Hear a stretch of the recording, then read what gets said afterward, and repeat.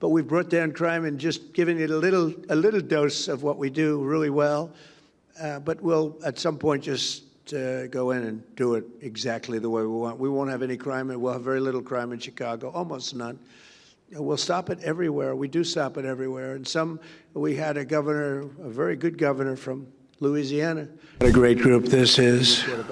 Your team is doing very well, Bob. Good quarterback, good coach.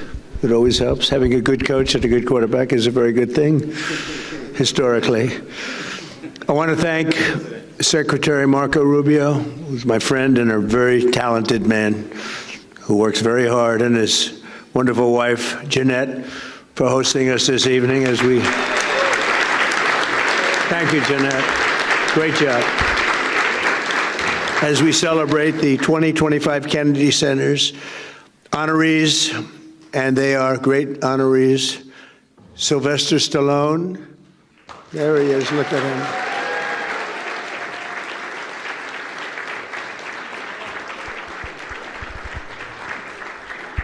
He got stuck in traffic, but he made it. He wasn't going to miss this under any.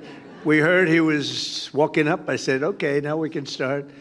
You look great. Thank you both very much. Jennifer, thank you very much. George Strait. Thank you, George.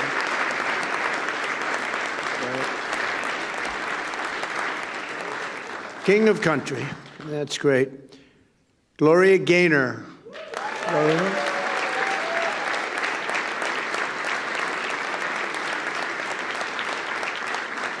Fantastic, Joe. You look so well. Thank you very much, Gloria. The legendary Michael Crawford.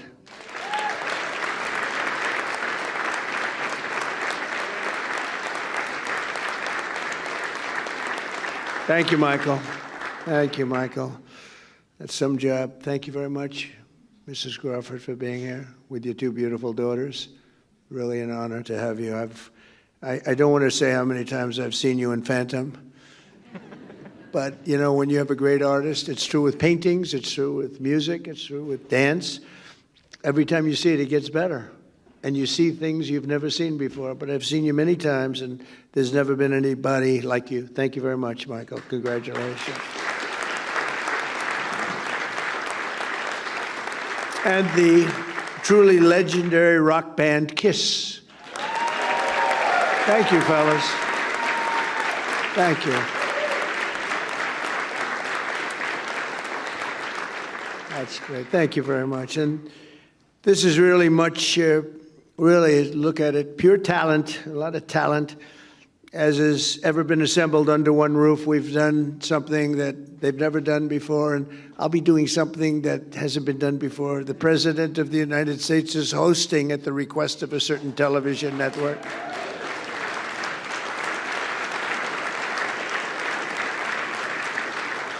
And I'm doing it because I feel it's very important that we all get out and do something. And if that can make a difference, that's tremendous. But we have such wonderful people, and I don't mind doing it. But these are some of the greatest of all time, and congratulations to all of you. And thank you very much to Tiffany and Company. They've really done a beautiful job with the medals. And I want to thank you, beautiful families, every one of you. You brought large numbers of your families here, and we appreciate that. And they appreciate you, I can tell you. A very special thanks as well to our terrific Kennedy Center Board of Trustees, along with Executive Director Rick Grinnell. The Board of Trustees has been amazing. It's got to be the hottest board, or I don't know, the Supreme Court is pretty hot. I always say the Supreme Court, the U.S. Senate, the NFL Owners Committee, I think that's pretty good too. But I think the board of the Kennedy Center is turning out to be, we have so many people that want to get on. I have so many enemies now because they want to be on the board, and I'm sort of saying you can't have it. Can't get any more. But Rick, you've been fantastic, and Ambassador Sergio Gore, who's now going to India. Good luck. We may never see you again.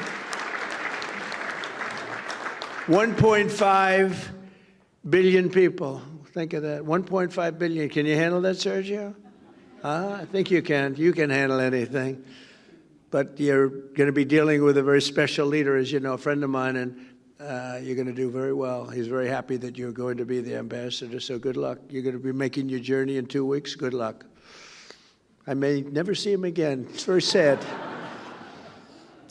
Also, I want to thank Secretaries Howard Lutnick, Doug Burgum, FCC Chairman Brendan Carr, my daughter Tiffany and her wonderful husband Michael, and so many other distinguished guests. We have so many people here, senators. We have other secretaries, and I'm just seeing some of you in the crowd. You are a good-looking crowd.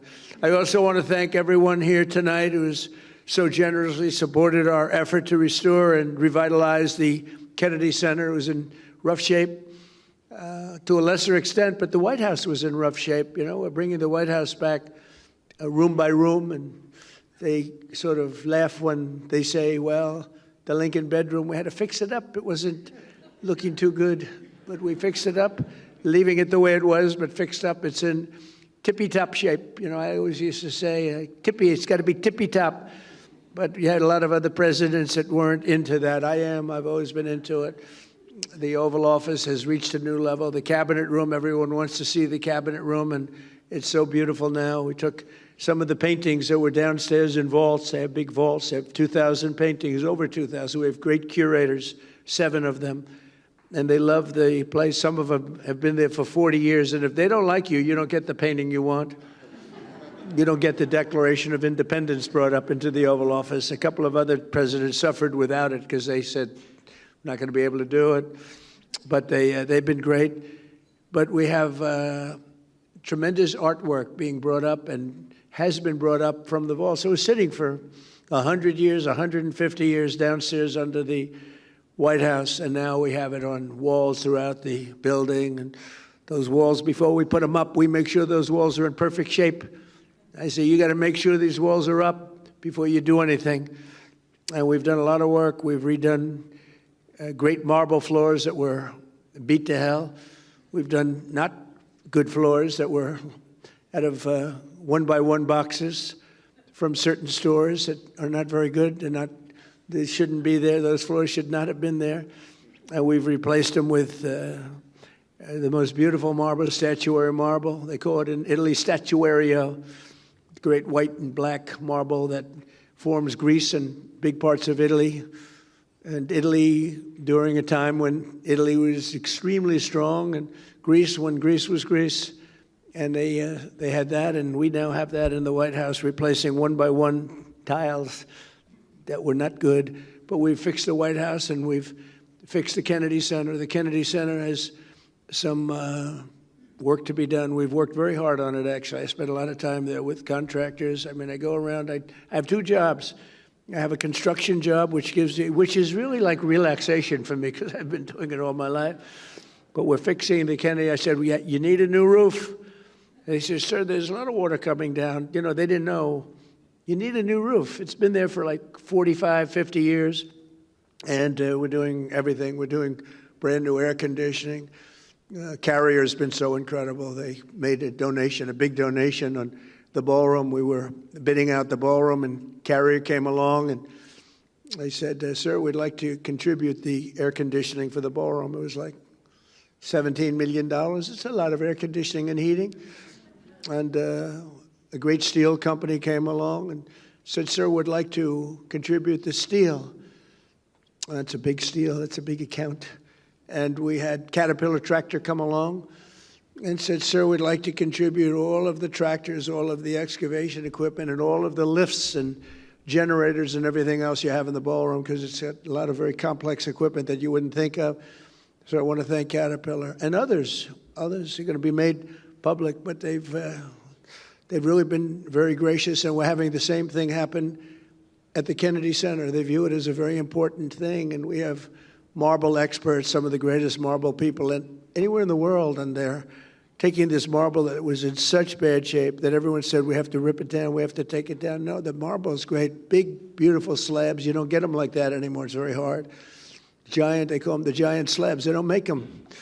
But with tender, loving care, and I always say, remember, if you take 1/100th of an inch off the top of the marble, you have brand new marble. People don't know that. They see the marble and they say, oh, the marble's stained or the marble's gone. I say, no, no. If you go just a little bit, if you take just a little bit of that skin off and you get it down, it's called grinding, you grind it down just 1/100 of an inch, you have a brand new slab of marble. And you've saved a little money, to put it mildly, like millions. The marble job was going to cost $59 million. They thought we had to take all the marble off the building and replace the marble with new marble. It was going to cost we had prices from 59 to 75 million. I think I'm going to spend $1 million to have it made beautiful.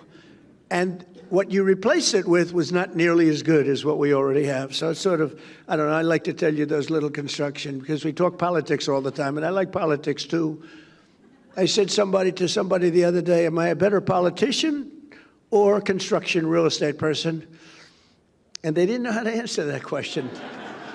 I'm not sure how to answer it either, if you want to know the truth. But I actually get great relaxation out of fixing the White House and fixing the Kennedy Center. And it takes a little time, but not really, because it's time that some people want to rest.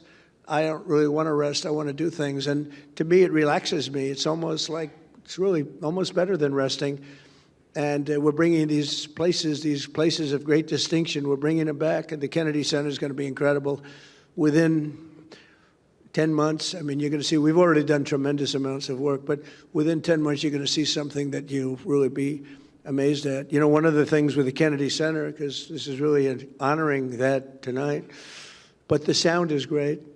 And if you don't have good sound, Lincoln, I don't want to say anything bad about Lincoln Center, but they've had a lot of problems over the years with sound.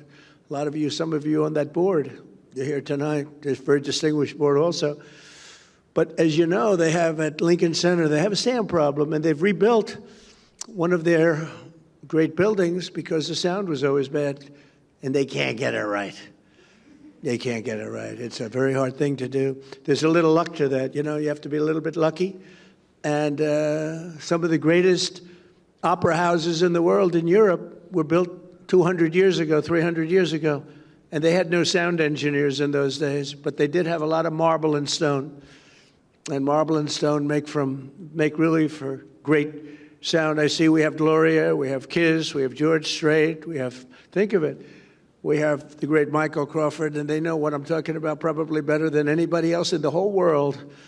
But it's, sound is a big deal. And if you don't have it in a building, you pretty much never have it. They rebuild it, they spend millions and millions of dollars, they take it apart.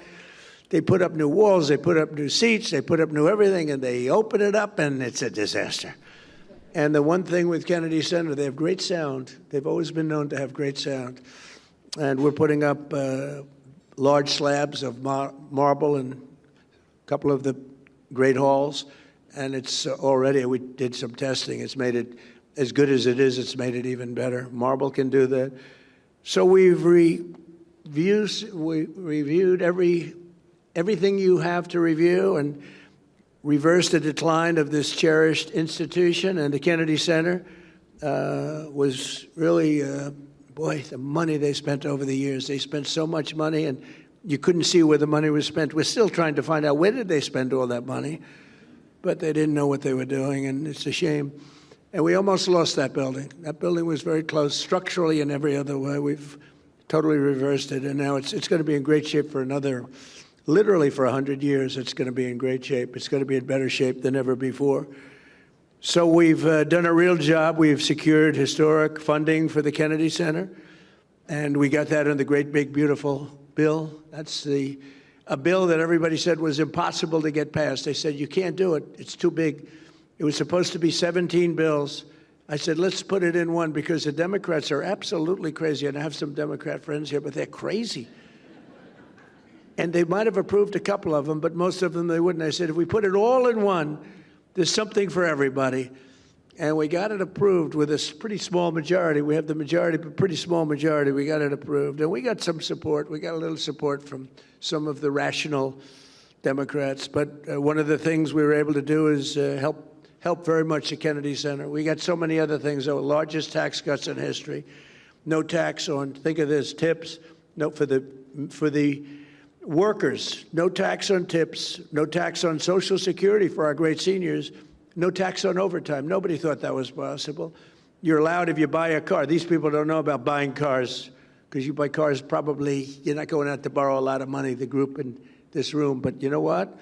Middle-income people, they never had this before. If you go out and borrow money, which almost everyone does to buy a car, you're now allowed to deduct the interest for income tax purposes. It's never happened before. It's a great thing. We have so many things in the great, big, beautiful bill. But one of the things we have is we're going to rebuild our city, Washington, D.C. We now have one of the safest cities in the country. It was a horror show when I came here. A year and a half ago, this city was so dangerous. A year ago, it was so dangerous. We've been there 10 months, and now we're setting records for safety. We've had virtually no crime. We had terrorism 2 weeks ago, week and a half ago, horrible terrorism. But it sounds like we were doing so well that the terrorists felt they didn't want to see us do very well. But we have right now the safest capital. We have as safe a capital as anywhere in the world, and we had one of the most unsafe capitals in the world. Thank you.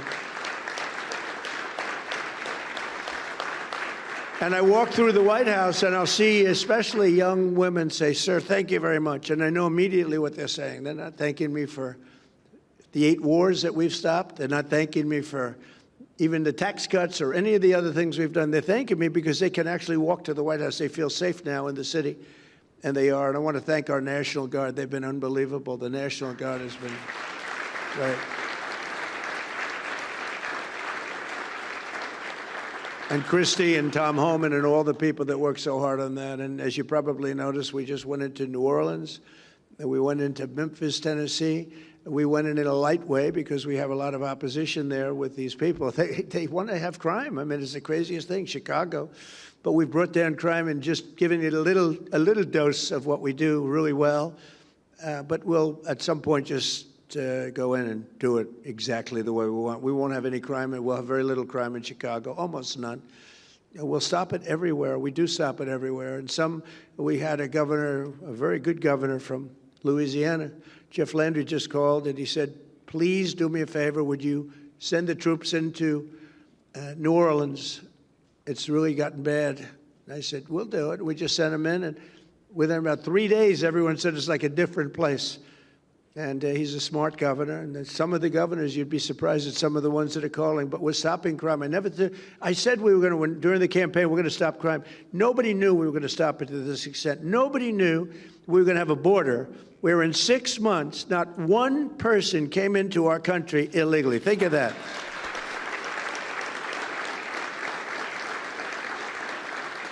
So we went from the worst border where millions and millions, 25 million people over the course of the 4 years came into our country, many from prisons and gang members, drug dealers, mental institutions. They came into our country, getting them out, have to get them out.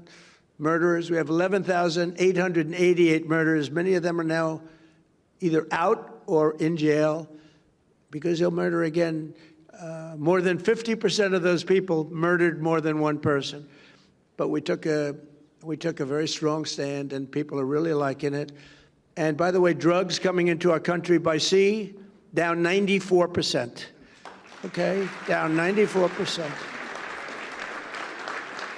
And I'm trying to figure out who the other 6% is, because frankly, I think they are they got to be the bravest people. Who are the 6% that are still trying to come in? But down 94%. And we're going to start that same process on land, because we know every route, we know every house, we know where they live, we know everything about them. They killed 300,000 people last year.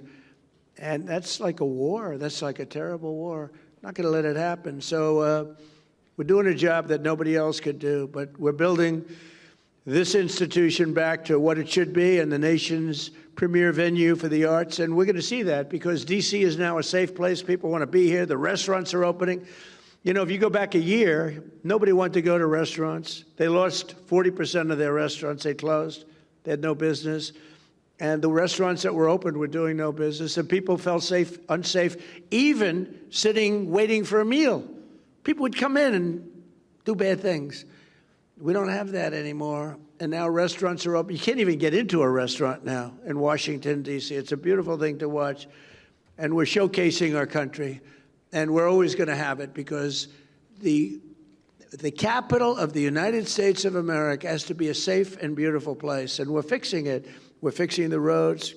We're removing the graffiti on the most beautiful marble you've ever seen. We're removing granite. I like granite better on the outside because it's real easy, but the marble is very porous. During the Biden administration, they sprayed a lot of red paint on a lot of white marble, and you still see it, you know. They worked real hard to get it off, but it goes down deep. It's a disgrace what they were allowed to do. It was also a disgrace that they allowed millions of people into our country illegally, and people that were not people that we want to have. They weren't people that could love our country. We want people coming into our country that can love our country. So the generosity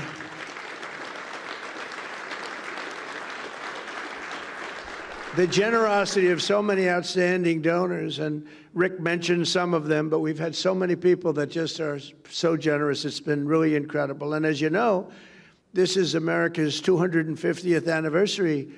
So we have all of these people, and next year is right around the corner, and that's going to be big. Then we have the World Cup coming, and we have the Olympics coming. And, you know, I got the Olympics and I got the World Cup. I cannot take credit for getting 250 years. That was just, we sort of lucked out. I tried to do that, but it didn't work. We lucked out. But the 250 is going to be incredible. In fact, we're having, on June 14th, we're having a fight. All of the greatest champions in the world, the UFC fight, they're building an arena in front of the White House, if you can believe it. Then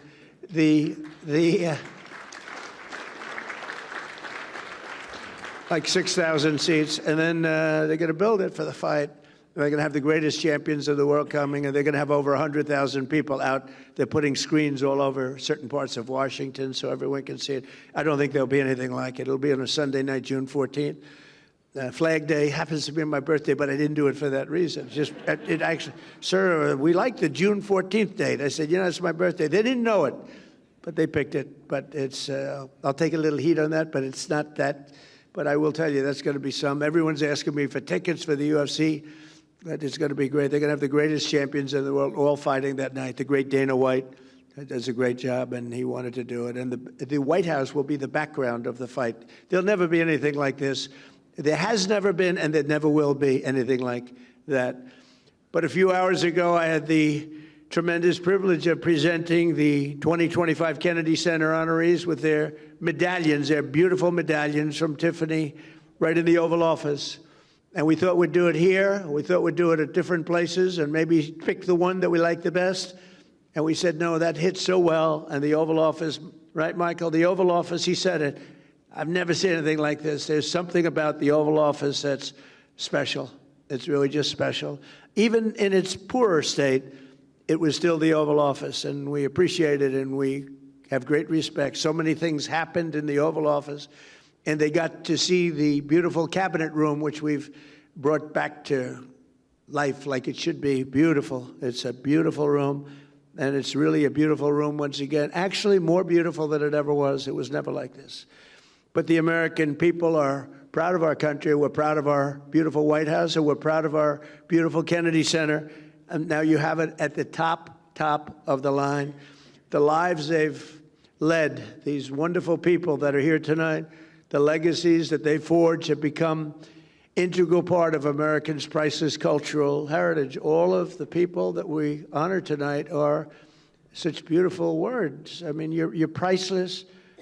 It's a cultural heritage that you've created, each of you in a very different way, most of you in a very different form, catering to different people, frankly. But you add it up, and it's 100% of our population. Each of them has given us treasures that will be passed down to every future generation. And I don't think you even appreciate what you've done. I don't think you really appreciate your greatness. Decades and even centuries from now, people will still watch and admire the films of Sylvester Stallone. There's nobody else can do those films. Nobody can do it.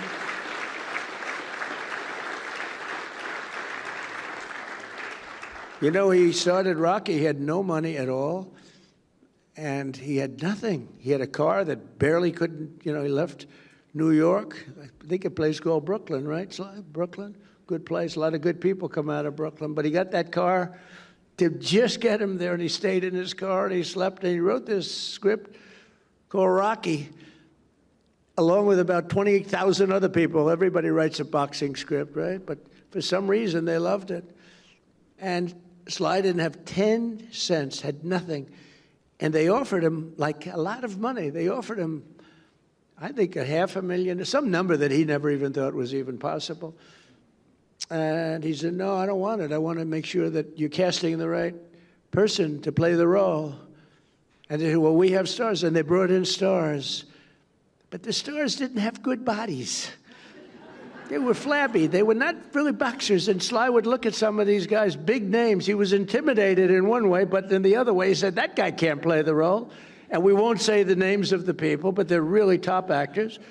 And for some reason, here's a guy that had no contacts, no anything, but they loved, this one studio in particular, loved this script. And they were going crazy over it. And they brought in the top people, and Sly said, let me see your box. And they have a guy, and he said, he can't play the role. He had a lot of flab around the upper chest area. It's supposed to be solid like a rock. And then they brought in another one. And finally, they looked at Sly. They said, oh, man, you're in good shape. You think you could play the role? He said, I'll play the role. I'm not going to let somebody else play it. And he was actually willing. He thought they'd have somebody, but he said, that's not a boxer. That's not a fighter. These are good movie stars. Keep their shirt on, but they're good movie stars. But they're not fighters, right? And he took that role, and the rest is history. The rest is history. But think of it, how many people would turn down, a tremendous, enough money, he probably thought he could live for the rest of his life. He probably could have if he had to. But who would turn down that kind of money? And he did it. He didn't want to have anything to do with it. He wanted it to be right. And who would then think of it as, isn't it just about the largest grossing movie? It's like, there's never been anything like it. Rocky, the whole Rocky series, it's been incredible. And then you had a little thing called Rambo. I loved Rambo, Sly, I'll tell you. I loved Rambo. I got to watch Rambo one time. I said, I wonder what this is all about. I went to a movie theater a long time ago when I used to go to movie theaters. I'd like to go again. I loved them. I loved the popcorn. And it was Rambo. I knew nothing about it, but I liked Sly. So I said, let's go see it. After about 4 minutes, I said, this movie is great. Rambo, I think Rambo gave Rocky a little run, too, if you want to know the truth. Loved it. We loved all of them. But really, a legend, and each of the people that are being honored, they're treasures that really will be passed down to future generations, decades and centuries from now. People are going to be looking at your work. They're going to be seeing every one of you. Your work is so incredible. And they'll be thrilling to the performances of Sly and the performances, it's all on tape, of the great Michael Crawford and Phantom. It's all on tape, thank goodness for tape. Because if you couldn't see him, if you would miss that, if you wouldn't see Michael Crawford, the way he moved, the voice was magnificent, but the way he moved and the hands, the whole thing, it's just, there'll never be anything like it. But we have it on tape from every different angle, so guess what? You're lucky. There are a lot of great people that they've never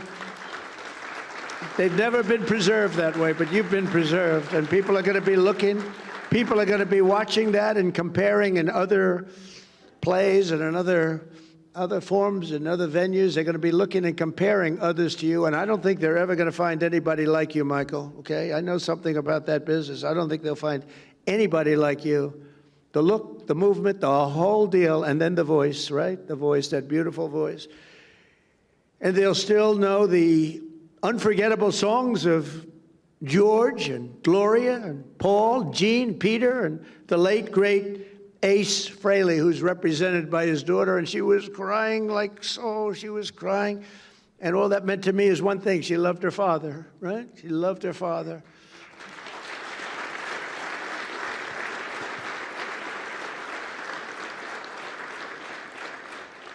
And the guys loved him. That band has stuck together for a long time. I've known a lot of bands, and they don't last too long. They're gone, much to the detriment of themselves, actually. But these guys get along, and I love to watch people. And I was watching them, and they really respect each other, and they like each other. I just congratulate you. What a job what a job you've done. What a great job. Thank you all. I've known Gene for a long time, and I've known the others for shorter periods of time, but they're real talent. And tonight they're really appreciated. The world has seen it, and the world is now watching. They're watching. The whole world is watching this. So thank you very much. On the film sets, Broadway stages, and in sold-out arenas around the globe, these exceptional individuals have spent their lives making the most of their incredible God-given talents. They have talent. They have talent. The great Gary Player, he hits shots. He's 90 years old. He still plays good. He shot a 70 with me the other day. He's 90. We're playing pretty far back, too. He's incredible. You think Biden could do that? I don't think so. Can't lift the club. But Gary was demonstrating shots, and one guy was having a very hard time, couldn't get out of a sand trap. Gary's known as the greatest sand player, #1 ever. He got down in the U.S. Opens, 2 U.S. Opens back-to-back. He got down 69 out of 71 times. I would say that's good. Even if you don't know anything about golf, you'd have to say that's good. But he got down, and this poor man that I was with, he was blessed with talent, but not golf talent. And he cannot get out of a trap. It was sad to watch. And Gary says, "You don't understand." And he dropped 5 balls. Ping, ping, ping, ping, ping. Every ball right next to the hole. And this guy, and he tried it. He hit the ball a foot. He hit the next one over the green like by 50 yards. The whole thing was a disaster. He said, "Well, here's the problem. I've got talent and you don't." And that's what's true about you. You have talent. These 5 groups and people, they have great talent. And if you don't have talent, to be honest with you, there's not a damn thing you can do. You can get a little better. But if you don't have talent, there's not a damn thing you can do about it. All you can do is try and find something else where you do have talent. But I just want to thank that, you shared these gifts, because you're really sharing a great gift with the world. And maybe tonight more so than any time in your career you've shared tonight, because tonight the whole world is focused on you. I want to celebrate all of this together, and tomorrow we pay tribute to them magnificently, and they're going to see something really special, and it's so great to have this at the Kennedy Center. I want to thank, as you know, FIFA for the award they gave me, but more importantly for choosing the Kennedy Center. We had over 1 billion people watching they were choosing the teams, which team is playing the next team, and you can imagine the thrill. But Johnny, who's the commissioner, he's a fantastic guy. I guess you have to say he's like the biggest guy in sports, Bob. He's big. He's saying we have 58 Super Bowls. I don't know if that's true, but let's say we have a few of them. But they have a lot of matches, and it's all taking place here. Don't forget, when I made that deal during my first term, and then I made the deal for the Olympics, and I said, man, it's so bad, because they were made 6 years away. So I said, I won't be president. And then I got screwed, and I said, let's do it again, and I did it again. We did great the second time, unbelievable. We won by a lot. But the third time, we won by 10 million votes. But it was a COVID era. A lot of things happened, and a very crooked election, a lot of crooked people. But I said, we got to do it again. That's why we never give up. These people have never given up. They don't give up. Bob Kraft never gave up. Did you ever give up, Bob? I don't think so.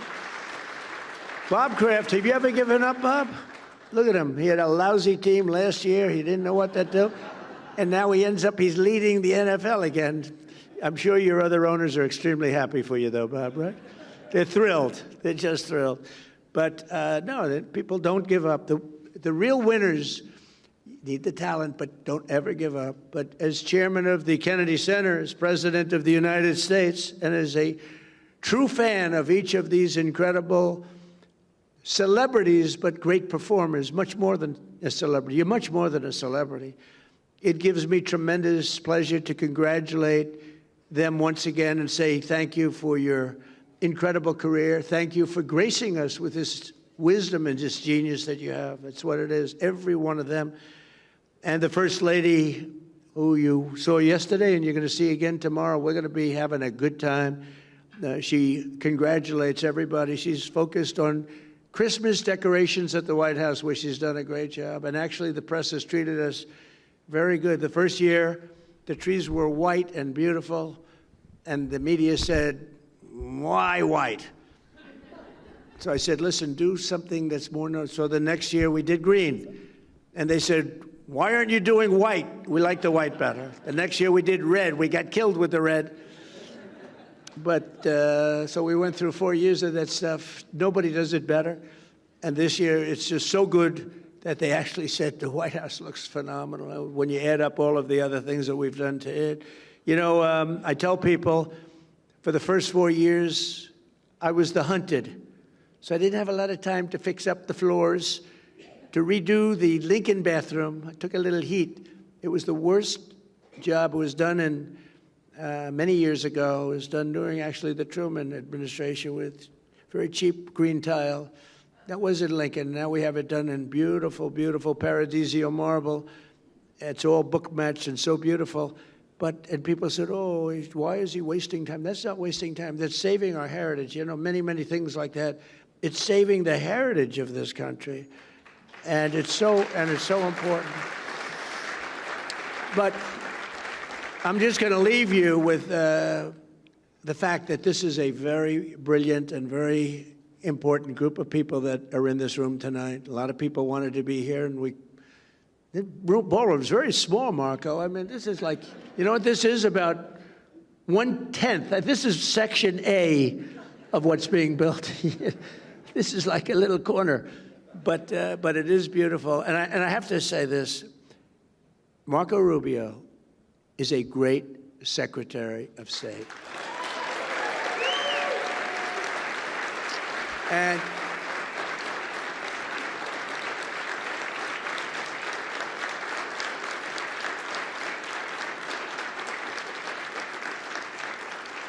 I think he's going to go down as, you know, look, we've had some good ones. We've had some bad ones, too, real bad ones. We've had some real dummies and some real brilliant, great ones. I think Marco, if we keep going like this, he's going to go down as the greatest Secretary of State in the history of our country. So, Marco, thank you very much. Thank you very much. And I just want to thank everybody. It's a very special journey that we're on. It's a beautiful journey, and we're beautifying our country. We're strengthening our country. We're respected again as a country. We're so respected now, like never before. And whether it's Europe, Japan, I mean, every one of them, they have tremendous respect. They used to laugh at us not long ago. A year and a half ago, they were laughing at us, and they're not laughing anymore. They respect us like they've never done before. Thank you very much, everybody, for being here. It's a great honor to have you. Thank you very much.